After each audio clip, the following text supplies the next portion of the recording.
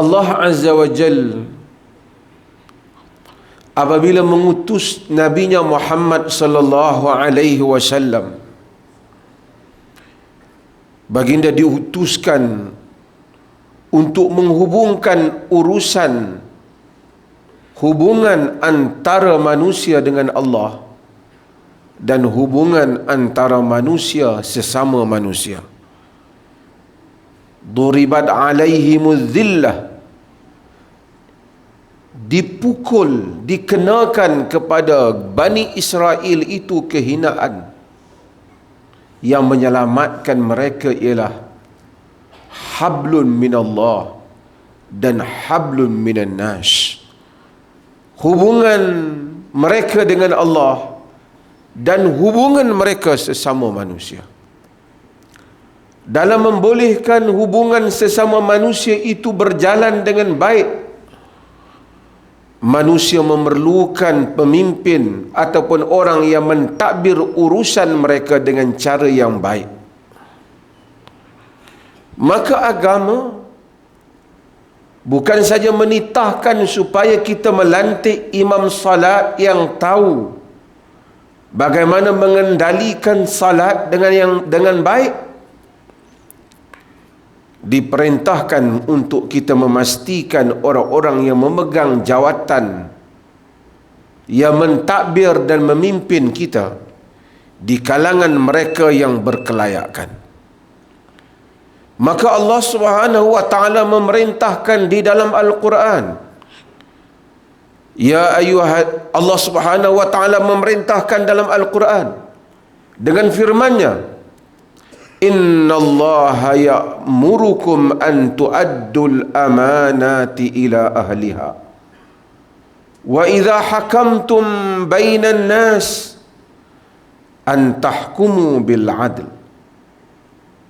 Inna Allaha ni'ma ya'idhukum bih inna Allaha kana sami'an basira.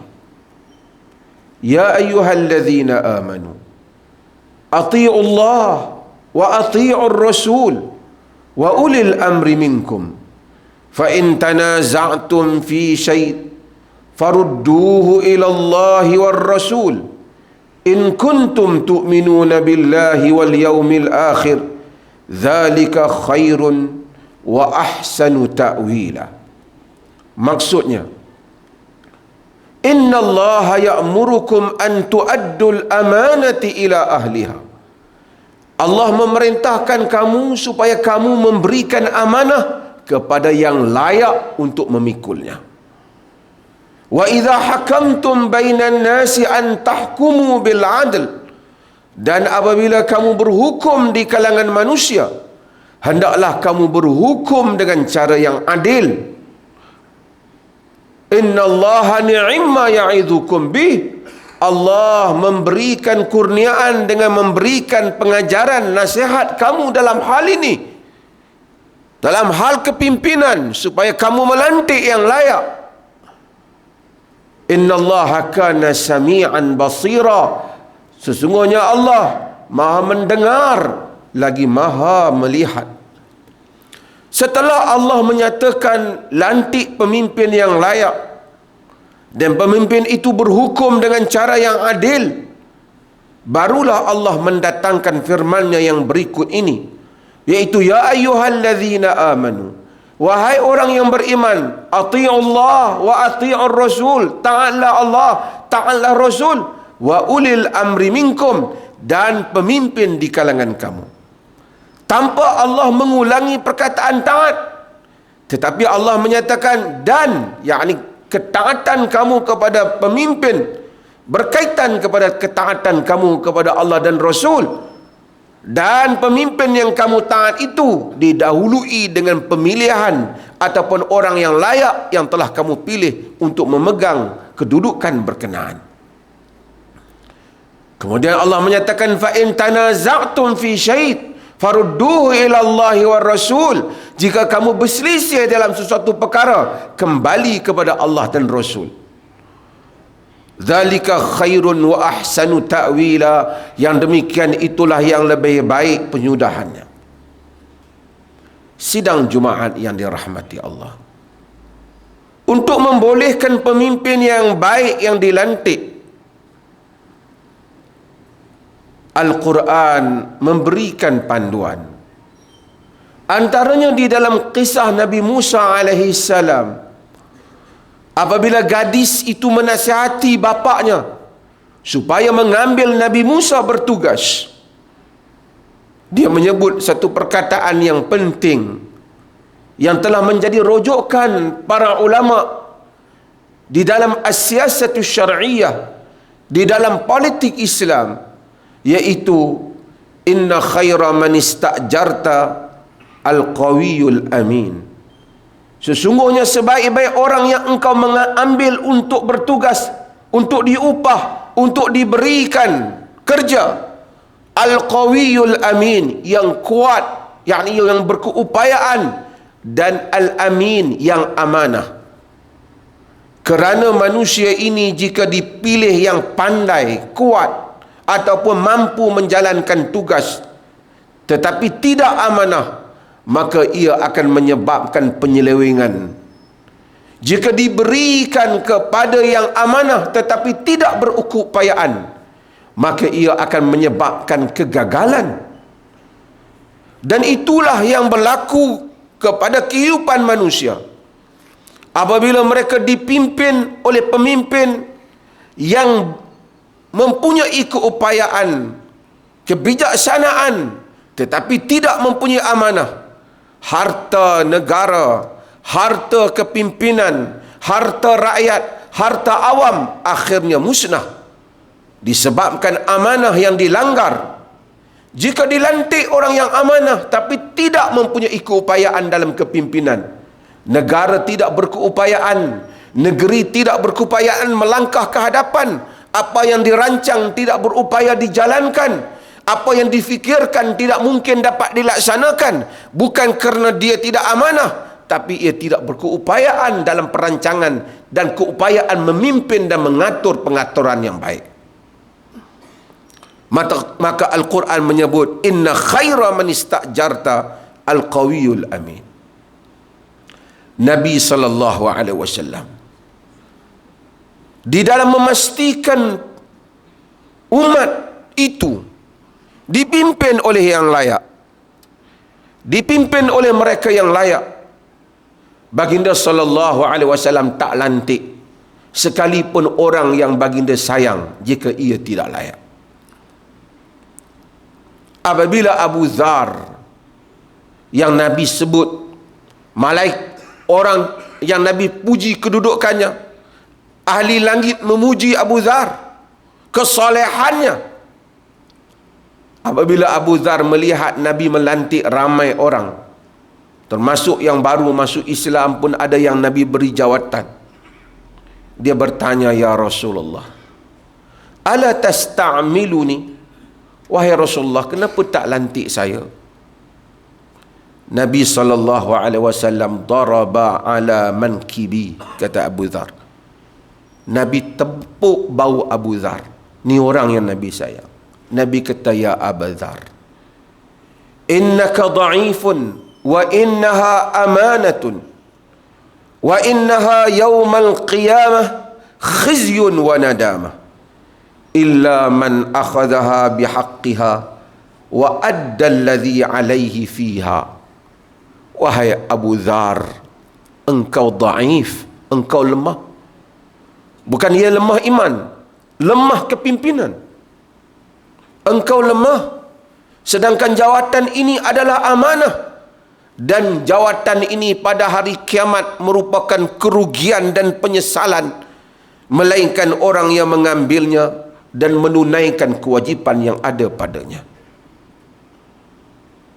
Demikianlah Nabi SAW mengajar kita tentang jawatan, mengajar kita di dalam pemilihan kepimpinan. Ia bukan soal seronok bergembira di musim memilih ketua ataupun pemimpin sekadar untuk kita bersuka-suka memilih orang yang kita gemari dan suka. Ia adalah merupakan tanggungjawab yang Allah Subhanahu wa taala tanya bagi setiap mereka yang menyatakan pemilihan ataupun diberi peluang untuk memilih pemimpin.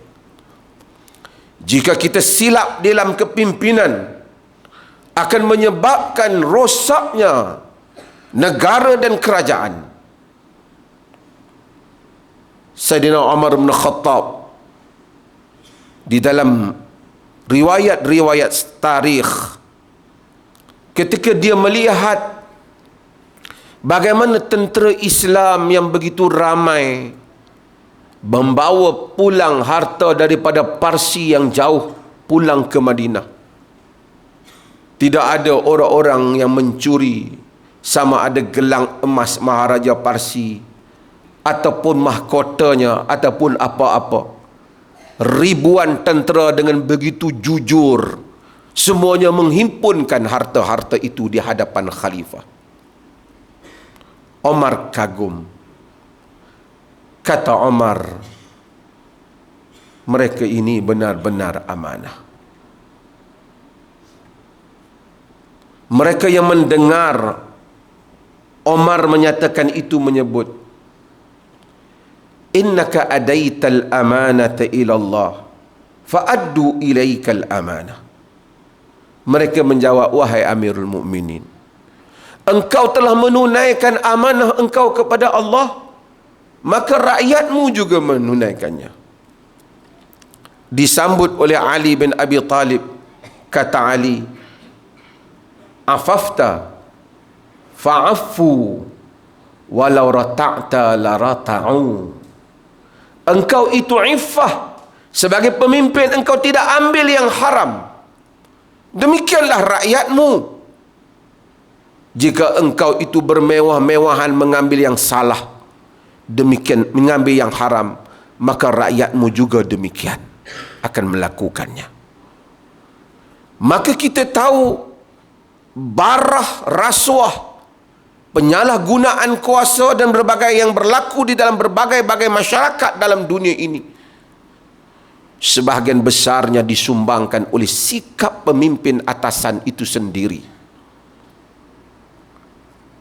yang apabila masyarakat itu hendak diubah dan dibaiki dalam sejarah manusia keseluruhannya, menjadi sukar, sehinggalah mereka menukar orang-orang yang saleh dan baik menguruskan urusan mereka. Apabila seorang wanita bertanya kepada Abu Bakar Siddiq radhiyallahu an, semasa zaman beliau menjadi khalifah, ma baqauna ala hadzal amri salih alladhi ja'ana Allah bihi ba'dal jahiliyah, sampai bila kita akan duduk dalam keadaan yang baik ini yang Allah bawa kepada kita selepas jahiliah ni? Wanita ni tanya Abu Bakar. Jawab Abu Bakar, baqaukum alaihi mastaqamat bikum a'immatukum. Akan terus rakyat ataupun kamu berada dalam keadaan yang baik itu selagi mana beristiqamah, lurusnya kepimpinan kamu. Wanita ni bertanya Abu Bakar, wamal a'immah, siapa dia imam-imam kepimpinan ini? Kata Abu Bakar, amakani liqaumiki ru'usun wa ashraf ya'murunahum wa fayuti'unahum. Takkah ada di dalam kamu pemimpin, ketua-ketua yang menyuruh dan kamu taat kepada mereka? Qalat bala, ya ada. Fahum ulaika 'alan nas, itulah mereka. Kalau mereka itu lurus, negara akan lurus. Jika mereka itu bengkang-bengkok, maka negara akan bengkang-bengkok. Sidang Jumaat dan kaum muslimin, ini adalah soal penting di dalam agama. Kita semua bertanggungjawab terhadap siapa yang kita pilih di dalam hidup ini. Jika kita tidak memikirkan soal kejujuran, amanah dan kualiti orang-orang yang berkuasa, maka kita akan membawa kehancuran bukan kepada mereka yang berkuasa, bahkan kepada diri kita sendiri. Dan hal ini bukan soal politik jalanan. Ia merupakan tanggungjawab yang disebut dalam agama. Maka setiap kita bertanggungjawab memastikan negara kita, masyarakat kita dipimpin oleh orang-orang yang berkualiti di dalam kepimpinannya. Amanah, tidak merupakan orang-orang yang menyalahguna kuasa, mengambil harta dengan cara yang salah, merosakkan peruntukan negara.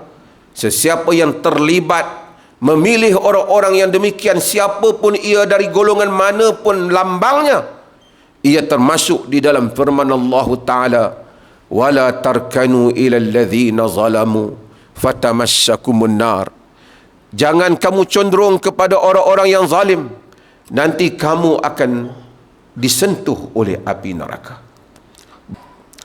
Sidang Jumaat yang dirahmati Allah, Nabi SAW menyebut di dalam hadis, innal abda la yatakallamu bil kalimati min ridwanillah la yulqi laha balan yarfa'uhu Allahu biha darajat, wa innal abda la yatakallamu bil kalimah min sakhatillah la yulqi laha balan yahwi biha fi jahannam.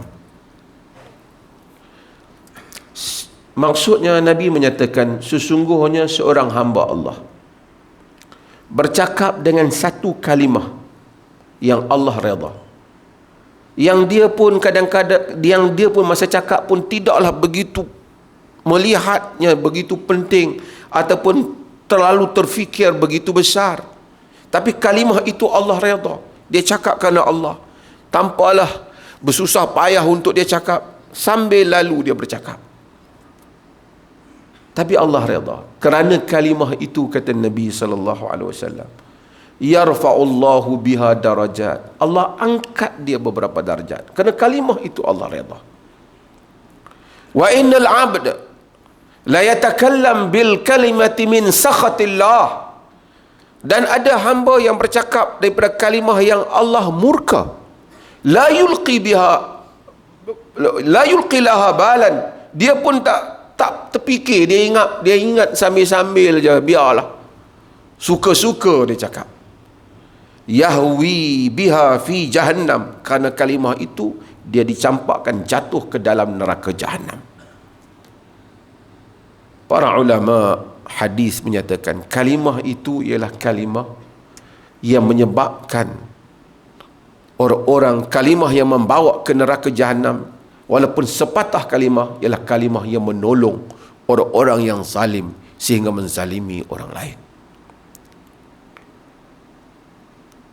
Marilah kita semua menyadari tentang apa peruntukan yang ada di tangan kita, tanpa kita melihat kepada siapa kawan kita atau lawan kita, tetapi memastikan siapa sahaja yang kita pilih di dalam kehidupan kita ini, yang kita berikan jawatan kepadanya, tidak menyebabkan berlakunya kezaliman dan kemusnahan kepada negeri orang Islam dan negara orang Islam, ataupun negeri dan negara yang rakyat di dalamnya terdiri daripada pelbagai manusia, haiwan dan tumbuh-tumbuhan, yang memerlukan keadilan, amanah dan kejujuran di dalam menguruskan tanah air yang kita cinta ini.